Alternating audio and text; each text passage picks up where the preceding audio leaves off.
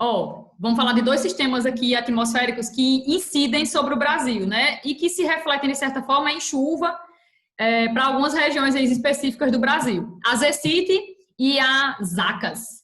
Eu falo Zecas, mas o povo chama de Zacas. Então, vamos lá. Zecite e Zacas. A Zecite é a zona de convergência intertropical, justamente intertropical, por quê? Porque ela está dentro de uma zona intertropical do globo. E a Zacas é a zona de convergência do Atlântico Sul, porque acontece aqui, nessa partezinha aqui do Atlântico Sul. Vamos lá. Estava falando da Zecite. A Zecite, ela, na verdade, é nada mais, nada menos do que uma área que recebe ventos úmidos vindos de área de alta pressão. Olha, sempre que a gente fala de área convergente, é área que recebe vento. Quando a gente fala de área dispersora, é área que dispersa o vento, que manda vento, entendeu? Tipo, áreas de alta pressão, mais frias, né? De uma temperatura mais amena, elas são áreas dispersoras. Áreas mais quentes são áreas convergentes. Por quê? Porque elas recebem esses ventos, certo? Aqui a gente está falando de duas áreas que recebem ventos, tá vendo? Convergência intertropical, Zecite, e convergência do Atlântico Sul. Todas duas recebem ventos. E todas duas têm a ver com formação de nuvens, de chuva, em regiões específicas. Todas duas têm a ver com chuva. A Zecite, ela é muito importante para a gente aqui no Nordeste. Por quê? Porque ela traz os ventos alísios dessa região tropical, um pouco mais elevada, para a zona equatorial, traz ventos úmidos, provoca chuva, né? Na região Nordeste e na região Norte. Principalmente no período do verão, ela é muito importante para a gente, do verão para o outono, certo? Que é onde tem mais chuva aqui na nossa região. Ela é muito importante esses períodos aí, nessas duas estações. Que mais? Pronto, é isso. A gente vai falar de El Niño já já e vai ver que o El Niño, ele altera a dinâmica de massas de ar. Ele altera a circulação do vento, velocidade. Por exemplo, o El Niño, ele tem poder de alterar os ventos alísios. É por isso que El Niño, ele é um dos responsáveis pela seca no Nordeste. Em anos de El Niño, geralmente coincide com anos de poucas chuvas, né, na nossa região aqui do Nordeste.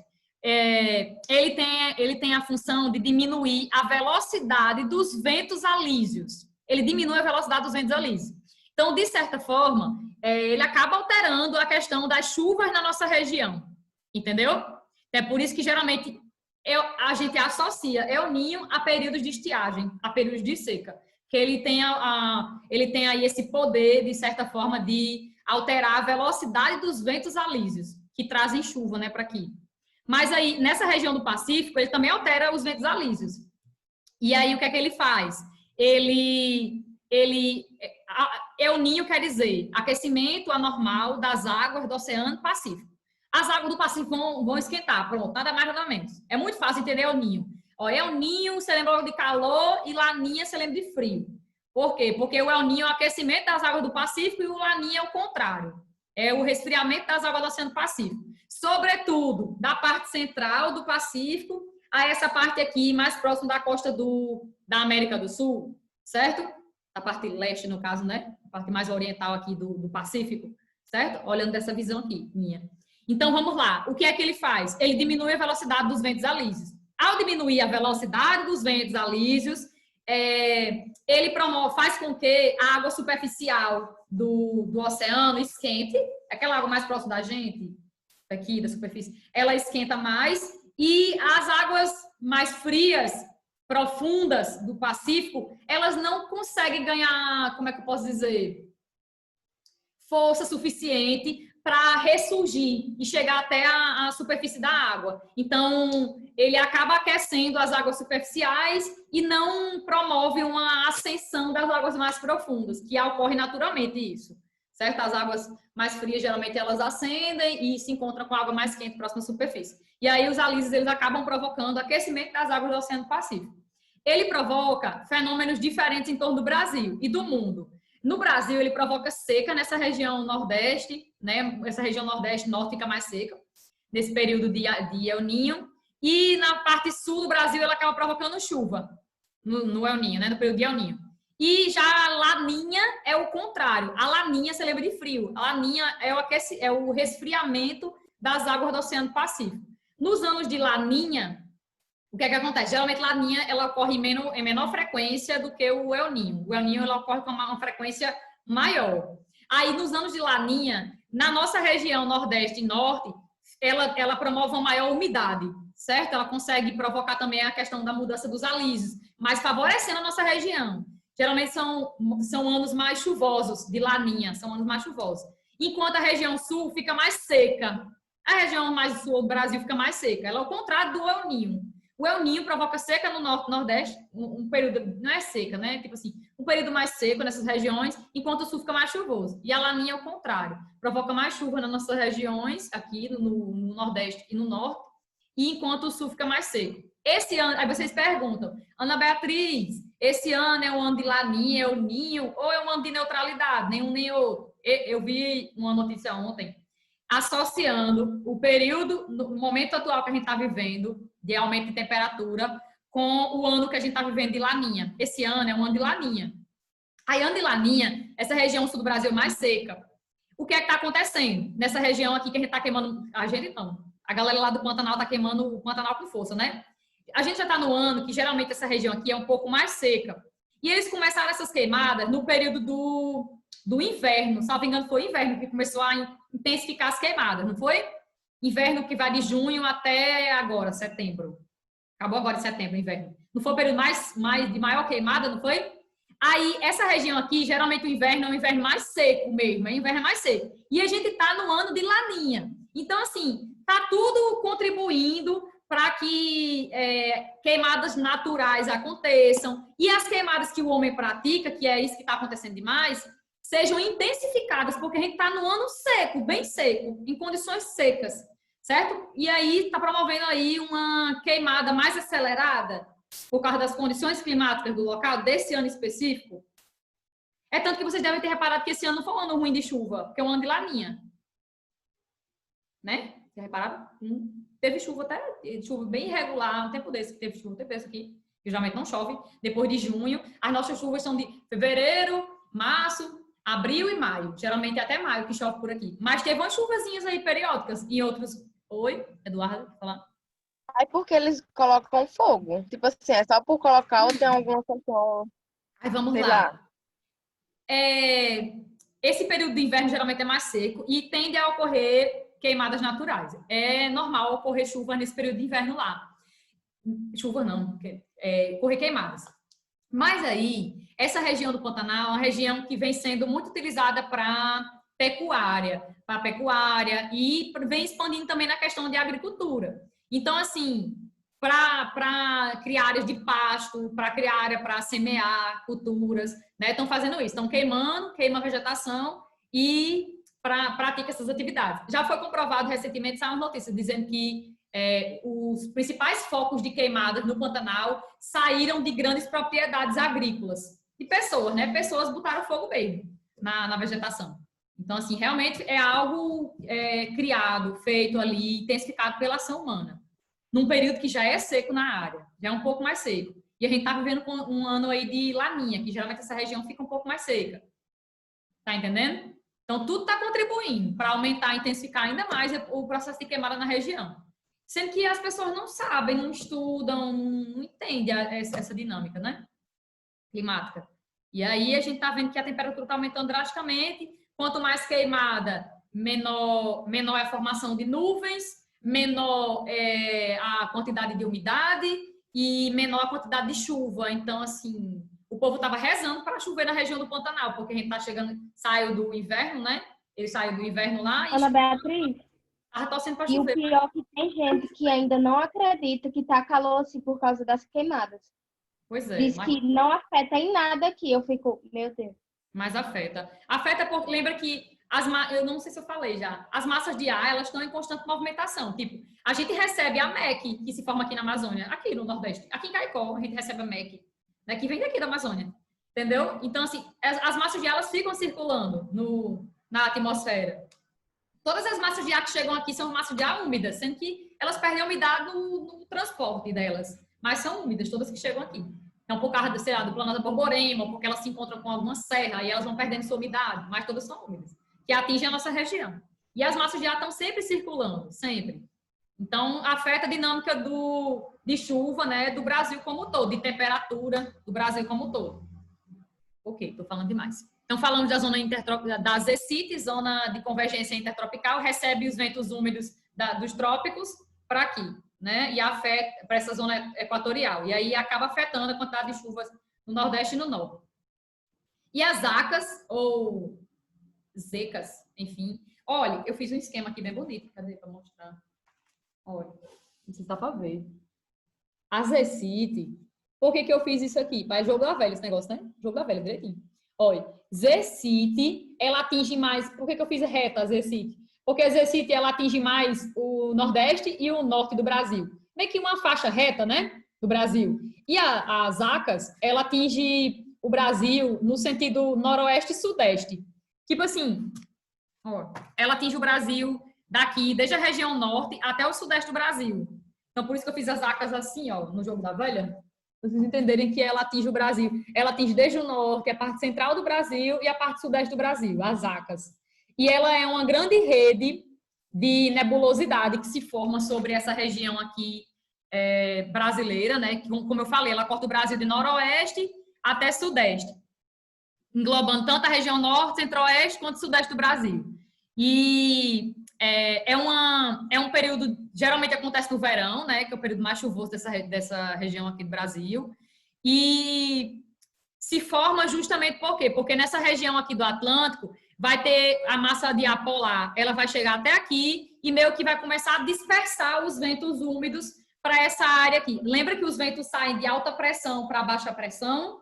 Então, a massa de ar polar, ela chega até essa região do Sudeste e começa a mandar os ventos úmidos, né, do oceano aqui para rumo ao noroeste do Brasil. Então, forma uma rede, meio com uma faixa de grande nebulosidade do Brasil no verão aqui. Então, é muito chuvoso o verão, né? Principalmente aqui, a parte sul do Amazonas, centro-oeste e sudeste do Brasil, nesse período de zacas, de formação de zacas. As zacas podem durar 4 dias a 10 dias, né? Tipo, e são dias muito chuvosos. Pode dar origem a enxurrada, a inundação, enfim, nesses períodos aí de zacas, de formação de zaca. E é muito comum a formação de zaca no verão, porque é o período mais chuvoso. Então, ó, repare que tem a ver com esse negócio de alta pressão com baixa pressão.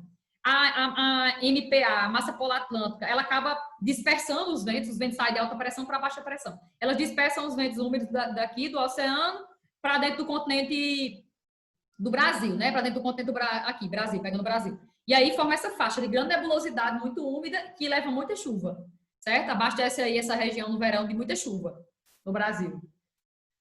Ok? E é chamada de zona de convergência do Atlântico Sul, porque se forma aqui no Atlântico Sul. Pronto, só isso. Muito simples. Deixa eu ver o que eu vou falar agora mais. Agora, massas de ar. Vamos lá, bem rápido. 5 massas de ar atuam no Brasil, ao todo. 5. Esse Mzinho é para identificar o nome massa, né? O Ezinho, no caso, é a linha ali imaginária mais próxima, a zona térmica mais próxima de onde se formou, onde ela se formou. E essa terceira letrinha aqui indica onde se formou. Se foi no continente, se foi no oceano, a terceira letrinha vai indicar isso para a gente. Por exemplo, 5 massas de ar atuam no Brasil. A MEA, a MEC, a MTC e a MTA. E tá faltando uma, que no caso aqui vai ser a MPA. Isso, tá faltando a MPA, que ela deve estar por aqui por baixo, que no caso é a massa polar atlântica. Então, pronto, são 5 massas de ar que atuam no Brasil. A MEA é a massa equatorial, ela tem esse nome, não é à toa não, porque ela se forma na zona equatorial, então por isso que ela tem esse E. Massa equatorial atlântica.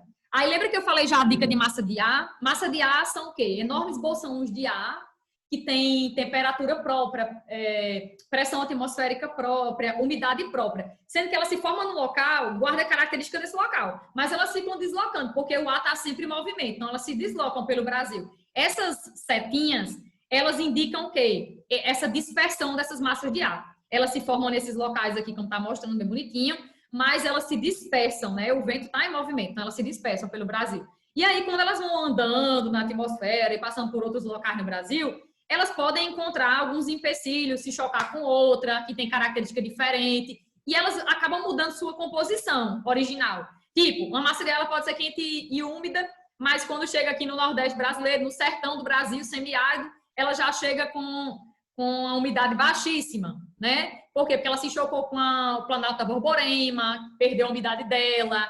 ou se chocou ali com outra massa de ar, quente e seca, vai perdendo suas características, enfim.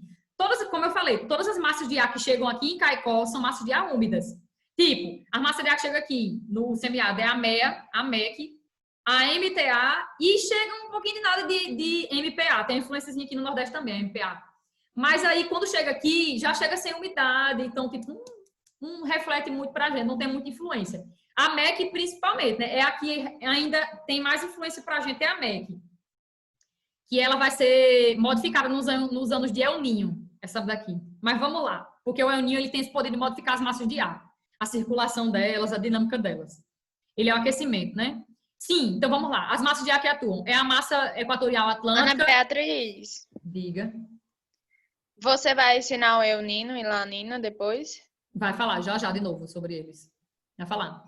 Tá bom. Ó, a massa equatorial atlântica, ela se forma no Atlântico, toda a massa de ar que se forma no oceano é úmida. Todas. Se forma no oceano é úmida. Então ela é quente e úmida, equatorial é quente, né? E Atlântico úmida. Aí a MEC, massa equatorial continental. A equatorial se forma na zona do Equador. Continental por quê? Porque ela se forma dentro do continente. Toda massa de ar continental é seca. Essa daqui não é seca. É a única que não é seca. Única, é a exceção.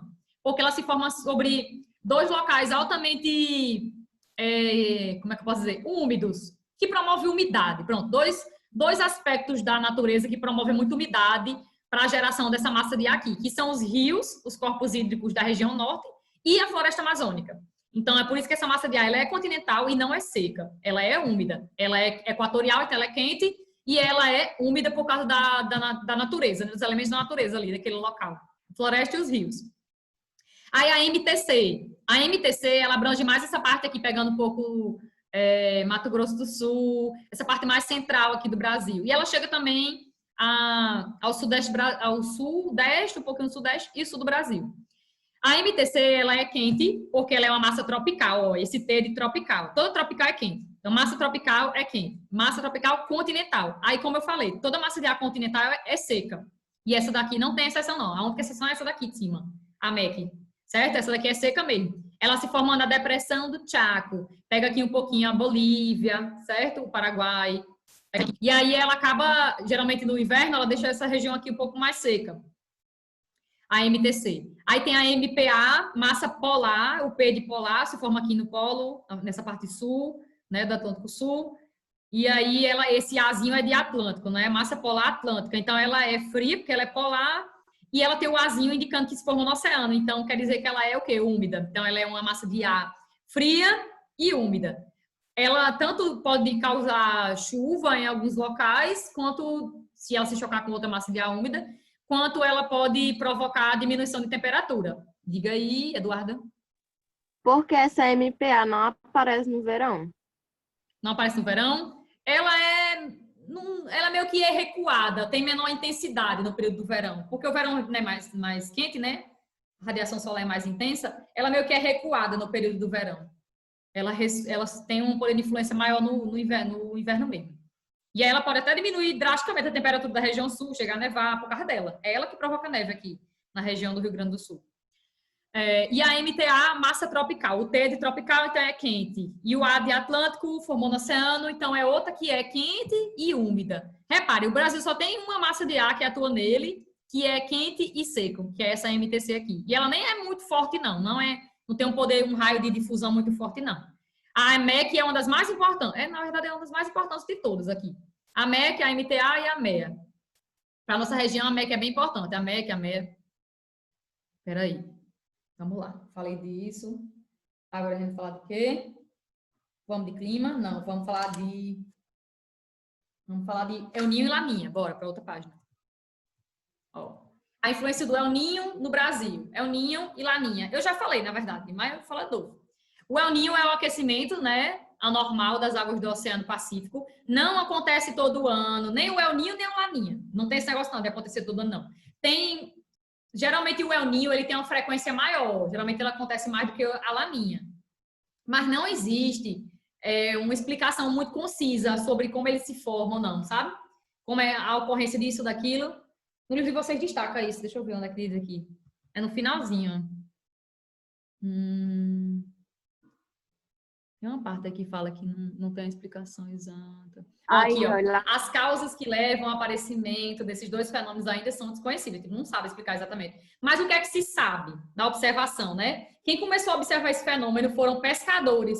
Salvo engano, pescadores do Peru. Porque eles observaram que nos anos de El Niño, geralmente tem menos peixes. Por quê? Porque as águas aquecem na superfície e as frias, elas não sobem, mais profundas, elas não ressurgem. E geralmente os peixes, eles aparecem por quê? Porque essas águas frias, elas sobem e trazem ali muito peixe, né, para a superfície. Aí eles começaram a observar que nos anos de El Niño, do aquecimento da água superficial, né, não tinha muito peixe, né? E então começaram a observar que aquilo ali era um ano diferente. Então eles deram esse nome aí El Niño porque, salvo engano, aconteceu no período de nascimento de Jesus, tem a ver com o nascimento de Jesus. Se foi em dezembro que começou isso, que eles começaram a observar, foi uma coisa assim.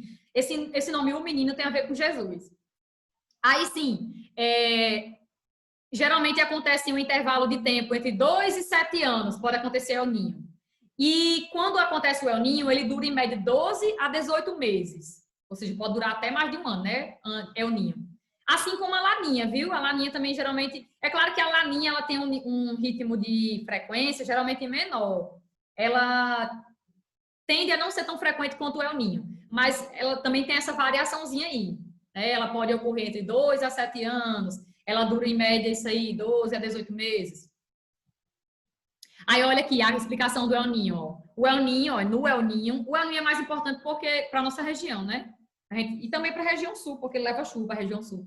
No El Niño, a velocidade dos ventos alísios diminui. Ele provoca a diminuição daqueles ventos que saem da zona tropical para a zona equatorial, úmidos. Ele diminui a velocidade daqueles ventos.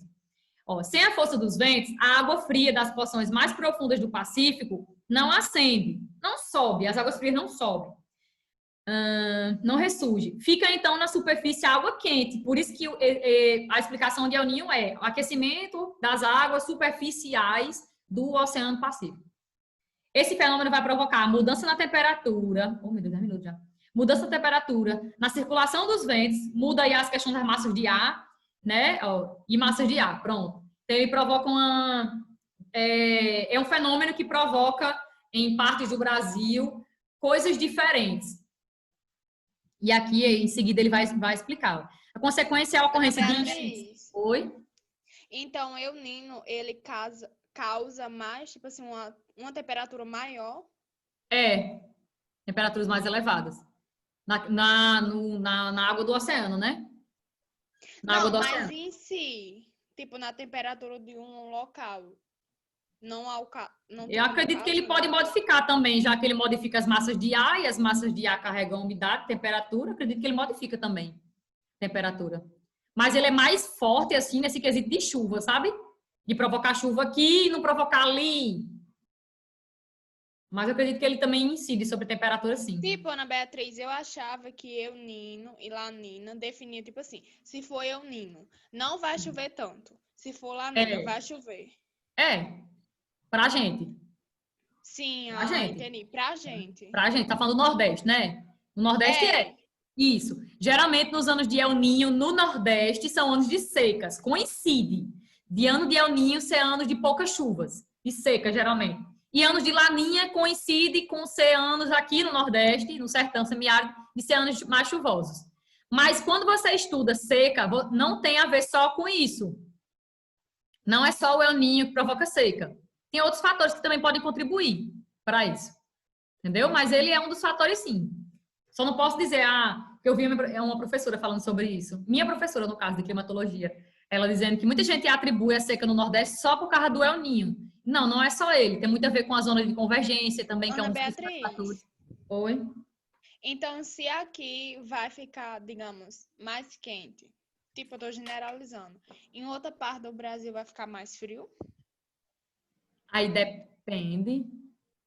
Ou não tem nada a ver? Você tá dizendo em relação isso que eu não entendo. O El Niño e a Laninha, né? Isso. Mas a gente tá falando aqui da questão de chuva. Não é de temperatura em si. Não é de temperatura, é de chuva que a gente tá falando.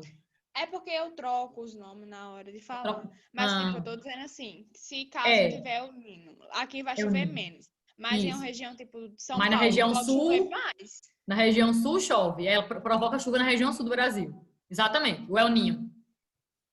E eu não tenho assim, decorado na minha cabeça, não, mas ele provoca mudança na dinâmica global.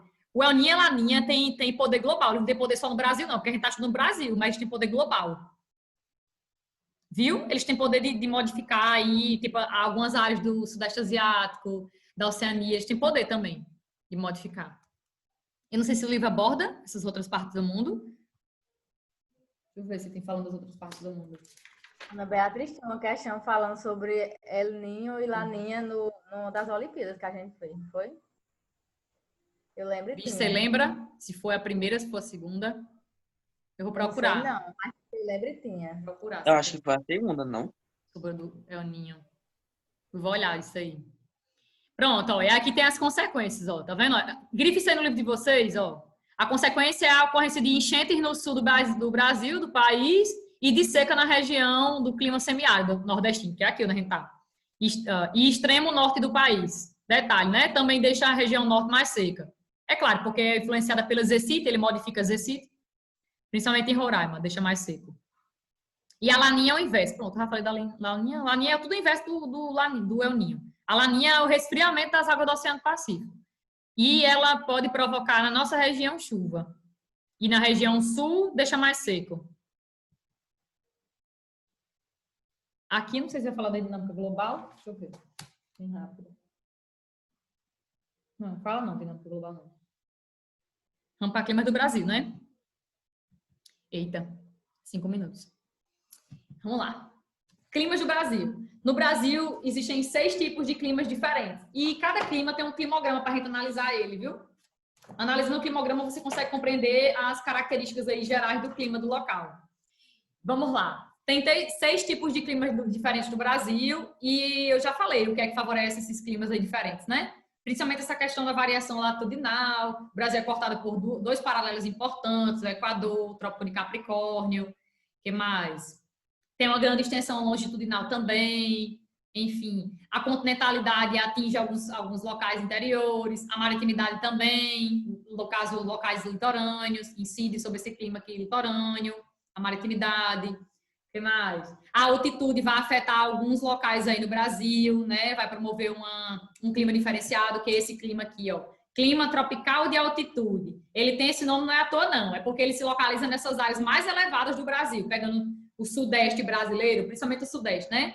Que é a área que a gente vai encontrar aquela parte do Atlântico Leste e Sudeste. Planaltos e serras do Atlântico Leste e Sudeste. As áreas mais elevadas do Brasil tem esse tipo de clima aqui, que a gente chama de clima tropical de altitude. Por causa da altitude, a gente vai ver que ele é um clima que tem temperaturas mais amenas, mais baixas, quando você compara com esse outro clima aqui central brasileiro, que é o clima tropical típico ou tropical continental. No mapa tá só tropical, mas a gente chama ele de tropical típico ou tropical continental, certo? A parte central do Brasil é o clima tropical.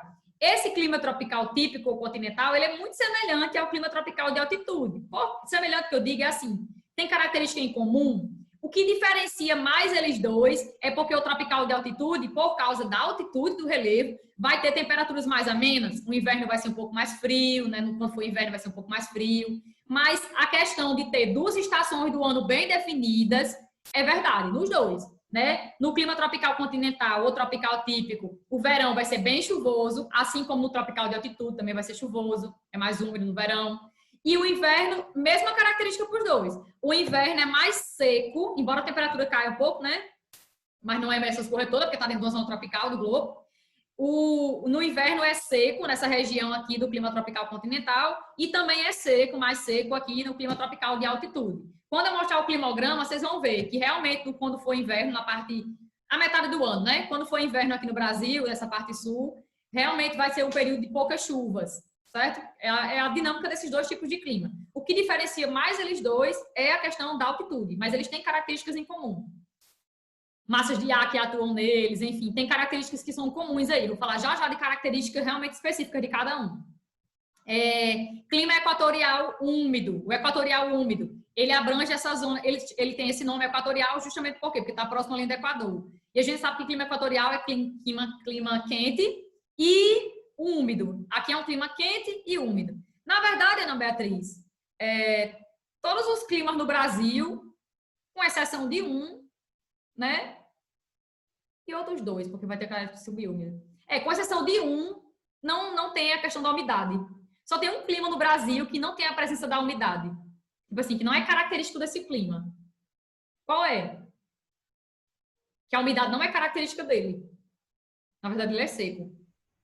Um que seria quente e seco, né? O semiárido, não? Exatamente. Só tem ele do Brasil. Porque, olha, equatorial, quente e úmido. Tropical, aí esses 2 aqui é diferente. Eles são chamados de climas subúmidos. Eles são chamados, tem a presença da umidade. Só tem um clima do Brasil que não tem a presença da umidade, que é o semiárido, o tropical semiárido, que ele é quente e seco. Ó, o litorâneo úmido.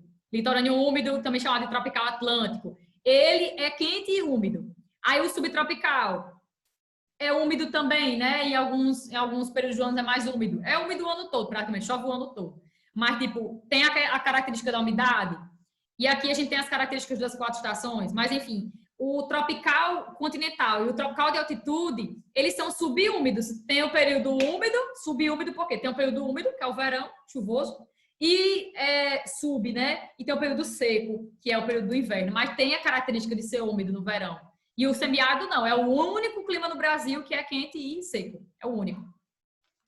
Aí o equatorial, quente e úmido.